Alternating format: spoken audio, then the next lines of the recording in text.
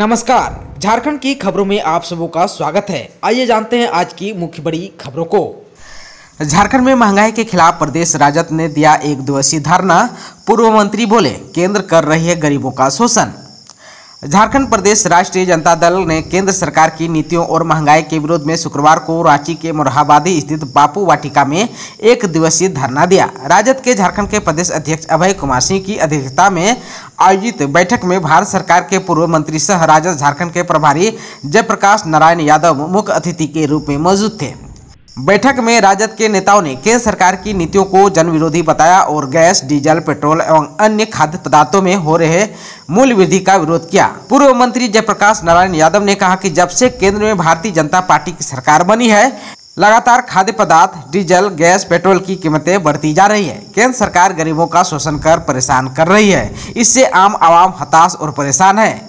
बेरोजगार को नौकरी देने के बजाय नौकरी छीन रही है। काला धन वापस नहीं आया। 2 करोड़ लोगों का रोजगार देने का वायदा पूरा नहीं हो सका। देश की आर्थिक व्यवस्था चौपट हो चुकी है। खबर है झारखंड के धनबाद से। झारखंड में मंत्री के सामने बेटियों पर बरसी लाठियां। धनबाद में मंत्री के पास फरियाद लेकर पहुंची छात्राओं पर एसडीओ ने भांजी लाठियां। 12 से अधिक स्टूडेंट घायल। झारखंड एकेडमिक काउंसिल यानी जैक की ओर से जारी मैट्रिक और इंटरमीडिएट के रिजल्ट में स्टूडेंट्स मनमानी का आरोप लगा रहे हैं। इसके विरोध में शुरू हुआ आंदोलन अब हिंसक हो गया है। धनबाद में शुक्रवार को आंदोलन कर रहे छात्र छात्राओं पर प्रशासन ने जमकर लाठियां बरसाई। एसडीओ सुरेंद्र कुमार ने छात्राओं तक को भी नहीं बख्शा। इसमें दर्जनों स्टूडेंट्स बुरी तरह घायल हो गए। प्रशासन के मुताबिक पुलिस वालों को भी चोटें आई हैं। आप सबको को बता दूं कि मामला बढ़ने के बाद मंत्री बन्ना गुप्ता ने डीसी को मामले की पूरी जांच करने और दोषियों के खिलाफ कार्रवाई करने का आदेश दिया है। उन्होंने स्टूडेंट को आश्वासन दिया है कि मामले में पूरा न्याय किया जाएगा। उन्होंने कहा, छात्र छात्राओं के ऊपर इस तरह का व्यवहार बर्दाश्त नहीं किया जाएगा। आप सबको को बता दूं कि छात्रों का आरोप है कि वह धनबाद पहुंचे स्वास्थ्य मंत्री बन्ना गुप्ता के सामने अपनी फरियाद लेकर डीएम ऑफिस पहुंचे थे। स्वास्थ्य मंत्री से मिलने के बजाय प्रशासन के अधिकारी उन्हें गालियां देने लगे और लाठियां बरसाने लगे। खबर है झारखंड के रांची से। कोरोना जांच के लिए 97 98 22 21 54 पर कॉल करें। स्कूल और कोचिंग संचालक, जिला प्रशासन मुफ्त में कराएगा जांच। झारखंड सरकार के निर्देश के बाद रांची में स्कूल, कॉलेज, कोचिंग एक बार फिर से पूरी तरह खुल गया है। ऐसे में जिला प्रशासन भी पूरी तरह अलर्ट मोड में आ गया है। रांची के स्कूल, कॉलेज और कोचिंग में पढ़ने वाले छात्र छात्राओं और शिक्षकों के लिए निःशुल्क कोविड जांच की व्यवस्था की गई है। यह सुविधा निजी और सरकारी दोनों संस्थाओं के लिए है। शैक्षणिक संस्थाओं जैसे कोचिंग सेंटर्स और सरकारी तथा प्राइवेट विद्यालय प्रबंधन जिला प्रशासन रांची द्वारा जारी हेल्पलाइन नंबर 97 98 22 21 54 पर कॉल कर निःशुल्क कोविड-19 टेस्टिंग की सुविधा प्राप्त कर सकते हैं। खबर है झारखंड के पलामू से। पलामू में एसीबी की बड़ी कार्रवाई। जिला कल्याण पदाधिकारी ले रहे थे घूस। 20,000 रुपये नकद के साथ एसीबी ने किया गिरफ्तार। घर से 2,83,000 कैश बरामद।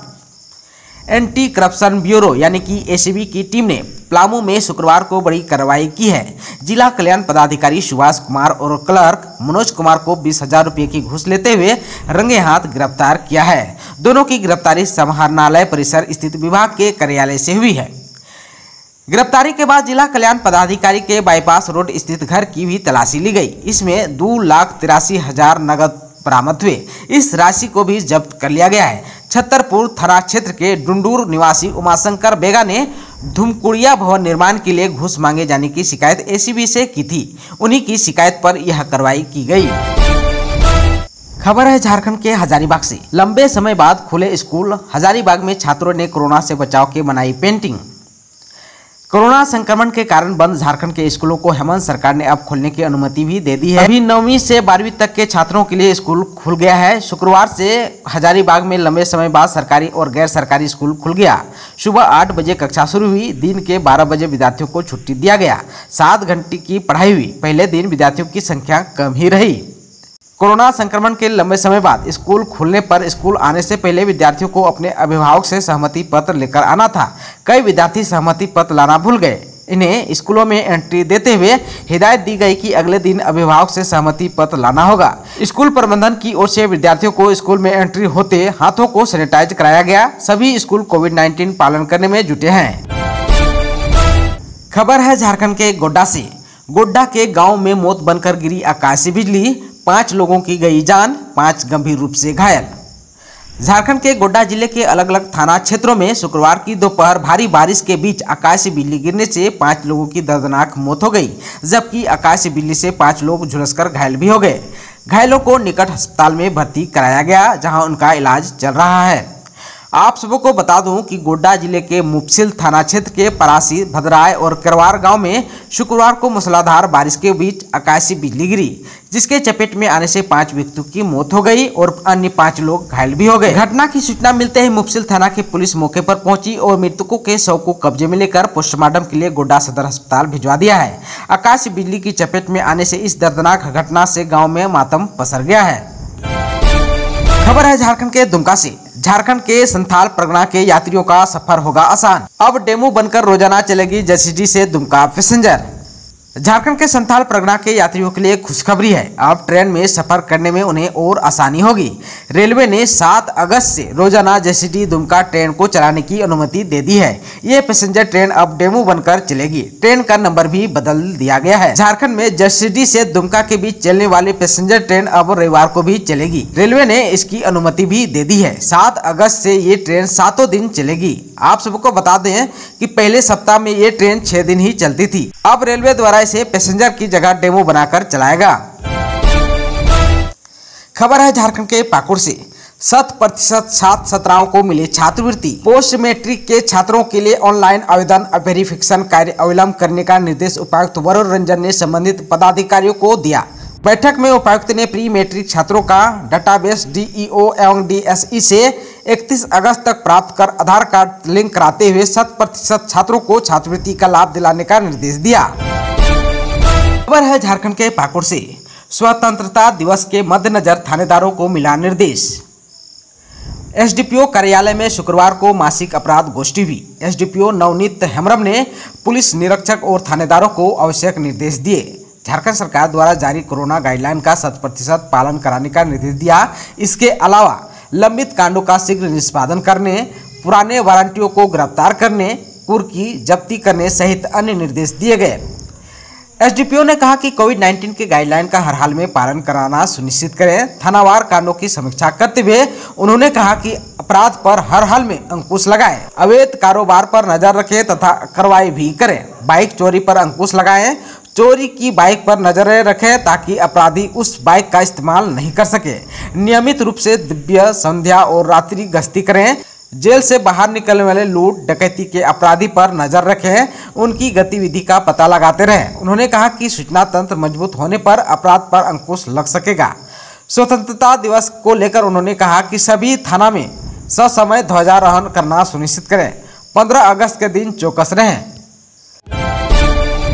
मौसम विज्ञान के आधार पर झारखंड के 14 जिलों में बारिश के साथ वज्रपात के भी आसार, 4 जिलों में हल्की बारिश की संभावना।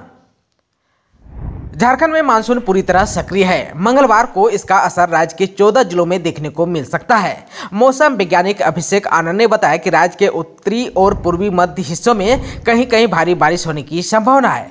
मौसम विभाग के अनुसार रांची, बोकारो, खूंटी, रामगढ़, हजारीबाग, गुमला, देवघर, धनबाद, दुमका, गिरिडीह, गोड्डा, जामताड़ा, पाकुड़ और साहेबगंज में कहीं कहीं वज्रपात के साथ भारी बारिश हो सकती है। वहीं राज्य के शेष जिलों में कहीं कहीं हल्के से मध्यम दर्ज की बारिश दर्ज की जा सकती है।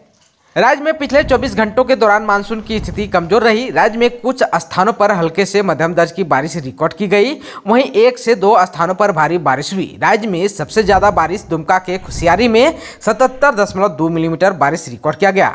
राज्य में सबसे ज्यादा अधिकतम तापमान चाईबासा में 32.4 डिग्री सेल्सियस रिकॉर्ड किया गया। वहीं सबसे कम न्यूनतम तापमान रांची और चाईबासा में 23 डिग्री सेल्सियस रिकॉर्ड किया गया। झारखंड कैबिनेट का बड़ा फैसला, नियुक्ति नियमावली को मिली मंजूरी। राज्य से 10वीं 12वीं करने पर ही मिलेगी नौकरी। मुख्यमंत्री हेमंत सोरेन की अध्यक्षता में गुरुवार को प्रोजेक्ट भवन में हुई कैबिनेट की बैठक में परीक्षा संचालन की 5 नियमावली को सरल करने के साथ 3 नई नियुक्ति नियमावली का गठन के प्रस्ताव पर मुहर लगा दी गई है। इसके तहत अब अभ्यर्थियों को झारखंड के स्थानीय रीति रिवाज, भाषा एवं परिवेश का ज्ञान होना अनिवार्य किया गया है। मैट्रिक स्तरीय परीक्षा संचालन नियमावली के अंतर्गत अभ्यर्थियों को न्यूनतम शैक्षणिक अर्हता में संशोधन करते हुए यह प्रावधान किया गया है कि अब अभ्यर्थियों का झारखंड में अवस्थित मान्यता प्राप्त शैक्षणिक संस्थाओं से मैट्रिक 10वीं कक्षा उत्तीर्ण होना अनिवार्य किया गया। पहले केवल मैट्रिक 10वीं कक्षा में उत्तीर्ण होना अनिवार्य था, लेकिन अब झारखंड में स्थित मान्यता प्राप्त शैक्षणिक संस्थाओं से मैट्रिक 10वीं पास होना अनिवार्य किया गया है। सरकार ने ऐसा स्थानीय युवाओं को वरीयता देने के लिए किया गया है। यह संशोधन पांचों परीक्षा संचालन नियमावली और नई नियुक्ति नियमावली में किया गया है। कैबिनेट और कार्मिक विभाग की प्रधान सचिव वंदना दादल ने मंत्रिपरिषद की बैठक में लिए गए फैसलों की जानकारी मीडिया को दी। कोरोना की तीसरी लहर से मुकाबले की तैयारी, झारखंड में जल्द होगी चिकित्सकों की नियुक्ति। राज्य सरकार कोरोना से निपटने को लेकर कई स्तर पर तैयारी कर रही है। इनमें चिकित्सकों की नियुक्ति भी शामिल है। चिकित्सकों की नियुक्ति के लिए स्वास्थ्य विभाग से लेकर कार्मिक विभाग में फाइलें सरपट दौड़ेगी। एक माह के भीतर नियुक्ति पर स्वीकृति मिलने के बाद स्वास्थ्य विभाग ने कुल 455 पदों पर नियुक्ति के लिए झारखंड लोक सेवा आयोग को अनुशंसा भेज दी है। इन पदों पर नियुक्ति 3 अलग अलग प्रतियोगिता परीक्षाओं के आधार पर होगी। इनमें चिकित्सा पदाधिकारी नियुक्ति परीक्षा, असिस्टेंट प्रोफेसर नियुक्ति परीक्षा तथा दंत चिकित्सक नियुक्ति परीक्षा शामिल है। जिन पदों पर नियुक्ति होगी उनमें रिम्स को छोड़कर राज्य के 5 मेडिकल कॉलेजों में असिस्टेंट प्रोफेसर के पदों पर होने वाली नियुक्ति भी शामिल है। इसके अलावा सरकारी अस्पतालों में चिकित्सा पदाधिकारी, दंत चिकित्सकों, वरीय दंत चिकित्सकों तथा जिला दंत चिकित्सा पदाधिकारियों की नियुक्ति शामिल है। झारखंड में नियोजन और रोजगार की राह में एक नए अध्याय की होगी शुरुआत। झारखंड सरकार ने स्थानीय लोगों को रोजगार देने के वादे की ओर कदम बढ़ाना शुरू कर दिया है। इसकी शुरुआत नियमावली में सुधार और सभी वर्गों को एक समान अवसर मुहैया कराने के सोच के साथ होने जा रही है। कई विभागों में नियोजन के लिए नई नियमावली बना दी गई है और कुछ विभागों में संशोधन का काम चल रहा है। तमाम प्रयासों में सरकार की स्पष्ट मंशा दिखती है कि झारखंड में रहने वाले लोगों को अधिक से अधिक अवसर मुहैया कराया जाए। सरकार की कोशिश है कि झारखंड से मैट्रिक और इंटर की पढ़ाई करने वालों को तृतीय और चतुर्थ श्रेणी की नौकरियों में प्राथमिकता दी जाए। इसके लिए प्रस्ताव भी तैयार हो चुका है और इस प्रस्ताव पर विधि विभाग, वित्त विभाग से लेकर महाअधिवक्ता तक के परामर्श लिए जा रहे हैं। जाहिर सी बात है कि इन सभी परामर्श के बाद जो व्यवस्था बनेगी वह पूरी तरह से दुरुस्त होगी। नियुक्ति नियमावली तैयार होने के बाद रोजगार की राह के रोड़े भी खत्म होंगे और कानूनी अड़चनों को भी समाप्त करने की कोशिश की जा रही है। झारखंड के 8000 किसानों को सब्सिडी पर मिलेगा सोलर पंप, सिर्फ 4% ही राशि का करना होगा भुगतान। राज्य सरकार की एजेंसी जरेडा इस वर्ष सितंबर तक 7940 किसानों को सोलर मोटर पंप सब्सिडी पर देगी।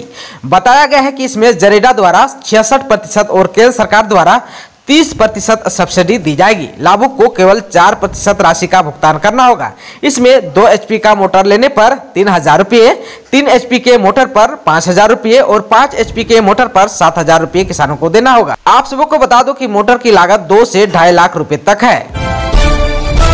झारखंड में मनरेगा में अब मोबाइल पर फोटो देखने के बाद ही मिलेगी मजदूरी।